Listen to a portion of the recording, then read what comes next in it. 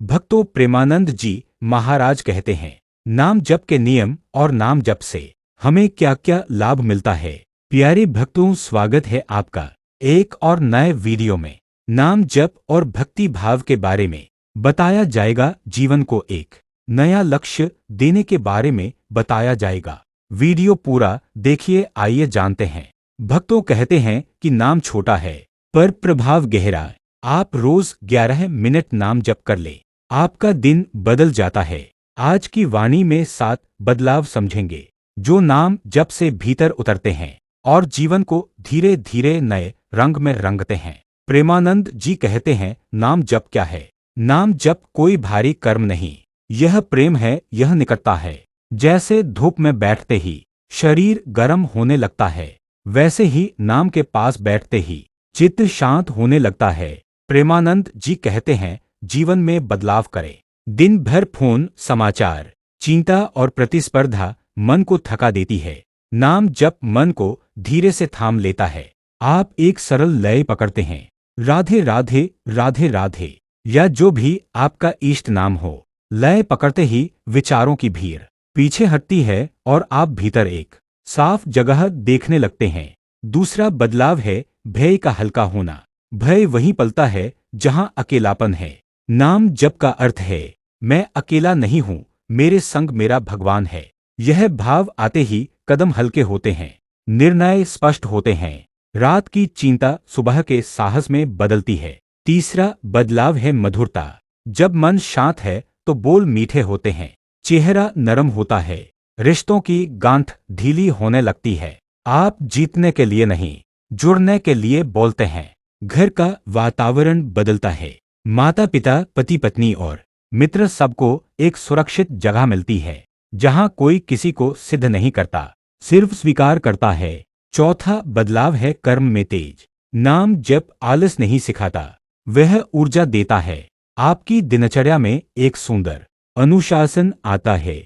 उठने का समय, काम का समय, आराम का समय, सबका स्थान तय होता है। और जब भीतर प्रेम है तो बाहर काम में चमक आ ही जाती है। पांचवा बदलाव है मुक्ति। नशा, आवेग, गुस्सा, अनियंत्रित स्क्रीन टाइम, ये सब खालीपन से जन्म लेते हैं। नाम जप उस खालीपन को भर देता है। जब मन भरता है तो बुरी आदतें भूख खो देती हैं। आप देखते हैं कि चाहत उठी पर आप बह नहीं गए। आपने गहरी सांस ली, नाम लिया और चाहत बिना लड़ाई के शांत हो गई। छठा बदलाव है स्पष्टता। जब मन शांत है तो आप अपने लक्ष्य साफ देख पाते हैं। कौन सा काम आपके संस्कार को उठाता है, कौन सा काम मन को नीचे गिराता है, इन दो के बीच चयन सरल हो जाता है। आप कम काम करते हैं पर सार्थक करते हैं। सातवां बदलाव है कृपा का अनुभव। दैनिक छोटी घटनाएं आशीर्वाद जैसी लगती हैं। समय पर बस मिल गई, रुका काम चल पड़ा। मन के भीतर एक स्वीकृति जागी कि मेरा हाथ कोई थामे हुए है। यही कृपा की अनुभूति है। प्रेमानंद जी महाराज कहते हैं, रोज 11 मिनट, सुबह या शाम, एक ही स्थान, एक ही समय, रीढ़ सीधी, सांस सहज, आंख बंद या अर्ध खुली, अपने इष्ट का नाम धीरे धीरे। अगर मन भटके तो वापिस नाम पर लौट आए। कोई दंड नहीं, कोई दोष नहीं, केवल लौट आना। प्रेमानंद जी का कहना है, अगर आप चाहें तो माला लें 108 मन के, या मोबाइल पर काउंटर ऐप पर। याद रखें, माला साधन है, लक्ष्य नहीं। लक्ष्य है प्रेम, लक्ष्य है निकटता। नाम जप कैसे करे सुन लो, सिर्फ आसन पर नहीं, चलते हुए, रसोई में, बस में, लाइन में, जहां भी मन खाली पाए वहां नाम रख दे। मन खाली हुआ तो चिंता घुसेगी, आपने नाम रख दिया तो शांति बैठेगी। प्रेमानंद जी कहते हैं, चुगली या फिर किसी का बारे में गलत मत बोलो, गलत मत सोचो, सिर्फ अपने नाम जप पर ध्यान दो। नाम जप किसी से बहस करने के लिए नहीं, यह भीतर की यात्रा है। कौन सा नाम, कितनी बार, किस लय में, यह सब आपकी और आपके इष्ट की निजी बात है। आप बस निरंतर रहें, यही विजय है। प्रेमानंद जी का कहना है कि मान लीजिए एक साधारण गृहस्थ, सुबह जल्दी उठना मुश्किल, घर की जिम्मेदारी, रोज का तनाव। उसने सिर्फ इतना किया, सुबह 6 बजे 11 मिनट, शाम को 9 बजे 11 मिनट, 3 सप्ताह में उसने देखा, गुस्सा कम हुआ, नींद बेहतर हुई, काम में गति आई। यह कोई जादू नहीं, यह निरंतरता का फल है। प्यारे भक्तों, आज एक संकल्प लो। आज आप और मैं मिलकर एक संकल्प रखें। अगले 21 दिनों तक रोज 11 मिनट नाम जप, ना अधिक ना कम, बस इतना। और फिर अपने अनुभव को लिखें। 3 पंक्तियां प्रतिदिन।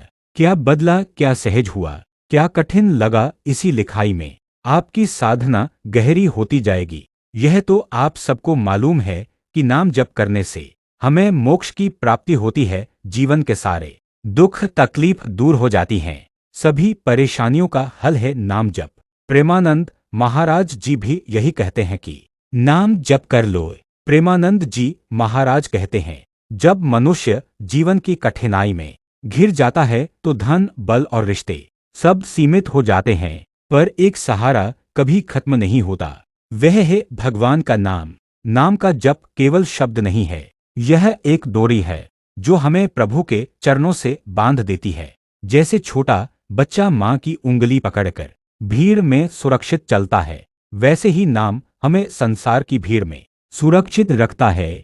महाराज जी कहते हैं कि भक्ति का अर्थ केवल भजन गाना नहीं, भक्ति है मन में विनम्रता, वाणी में मधुरता, कर्म में करुणा। जो व्यक्ति भक्ति में डूबा होता है, उसका चेहरा बिना बोले ही लोगों के मन को शांति देता है। सुंदर कथा। प्रेमानंद जी कहते हैं, एक नगर में एक व्यापारी था। धन बहुत था पर चैन नहीं था। एक दिन संत ने उसे समझाया, धन से घर बनता है पर शांति से घर बसता है। व्यापारी ने रोज सुबह नाम जप शुरू किया। धीरे धीरे उसका व्यापार भी संतुलित हुआ और घर का वातावरण भी मधुर हुआ। भक्ति केवल भीतर नहीं रहती, जब हृदय भर जाता है तो वह बाहर सेवा के रूप में बहता है। किसी को पानी पिला देना, किसी को हौसला दे देना, किसी का बोझ बांट लेना, यही सेवा है और यही सच्ची साधना है। प्रेमानंद जी कहते हैं, सच्चे शब्द सुनना और कहना।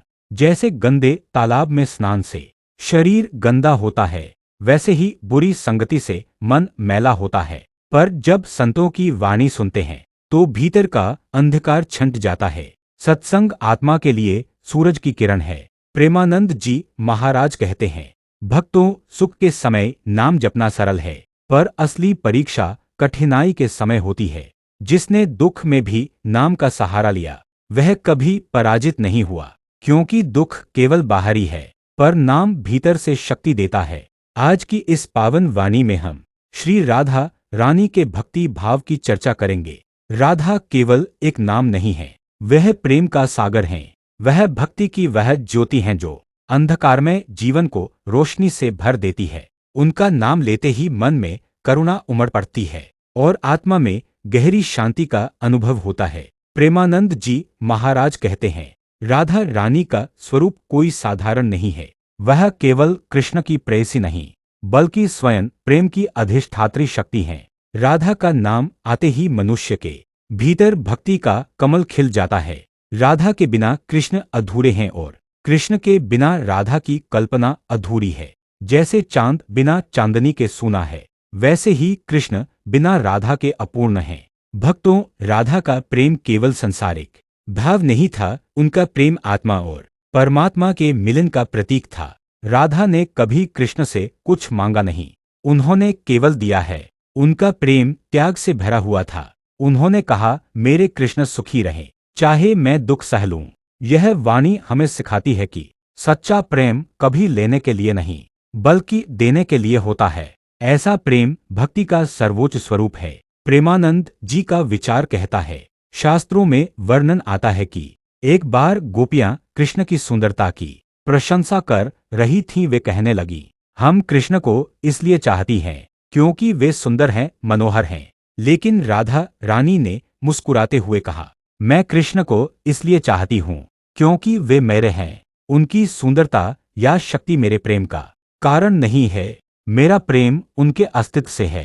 कृष्ण चाहे जैसा भी रूप लें, चाहे पास रहें या दूर चले जाए, वे मेरे हृदय में सदा बसते हैं। यह कथा हमें सिखाती है कि प्रेम का आधार बाहरी आकर्षण नहीं होना चाहिए, बल्कि आत्मिक जुड़ाव होना चाहिए। प्रेमानंद जी महाराज कहते हैं, भक्तों, राधा का नाम लेने मात्र से मन की कठोरता पिघल जाती है।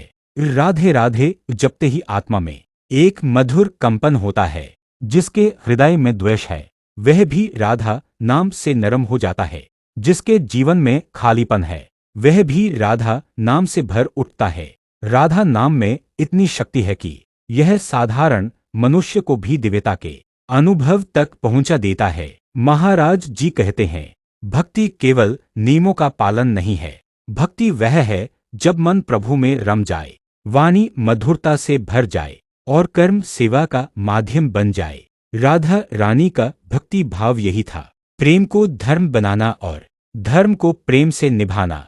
जब भी हम राधा का स्मरण करते हैं तो मन का भार हल्का हो जाता है और आत्मा में आनंद की गंगा बहने लगती है। प्रेमानंद जी कथा सुनाते हैं, एक दिन कृष्ण ने राधा से पूछा, तुम मुझसे क्या चाहती हो? राधा ने शांत होकर उत्तर दिया, मुझे कुछ नहीं चाहिए। मेरा सुख तुम्हारी उपस्थिति में है और यदि तुम दूर भी चले जाओ तो मेरा सुख तुम्हारी स्मृति में है।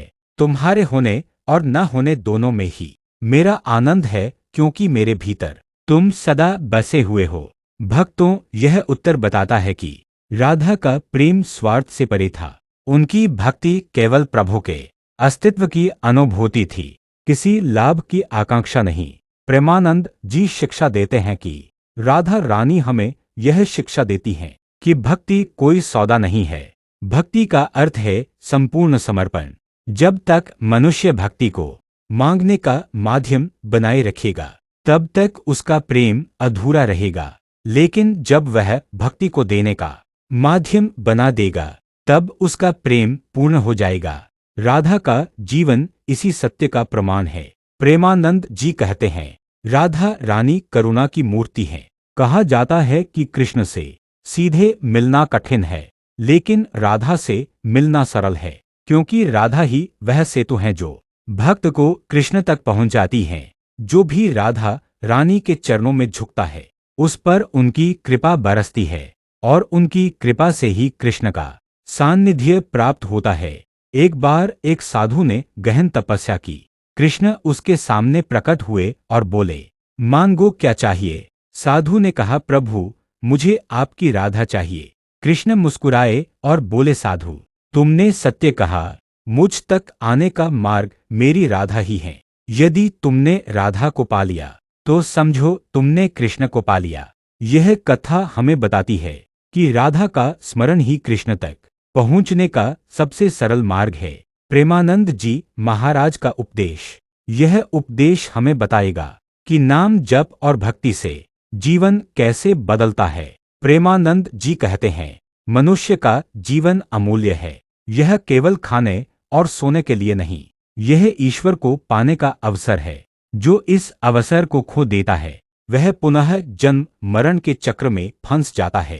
प्रेमानंद जी कहते हैं, नाम जप की महिमा सुनो। नाम जप सबसे सरल साधना है। नाम छोटा है पर उसका प्रभाव अनंत है। जब मन उलझन में हो, नाम जप शांति देता है। जब हृदय टूटा हो, नाम जप सहारा देता है। जब जीवन दिशाहीन हो, नाम जप प्रकाश देता है। प्रेमानंद जी सत्संग सुन लो। एक गरीब किसान प्रतिदिन सुबह उठकर राधे राधे जपता था।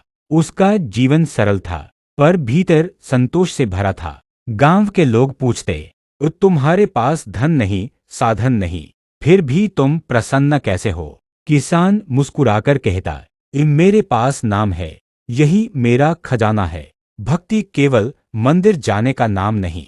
भक्ति वह है जब मन प्रभु में लगा रहे।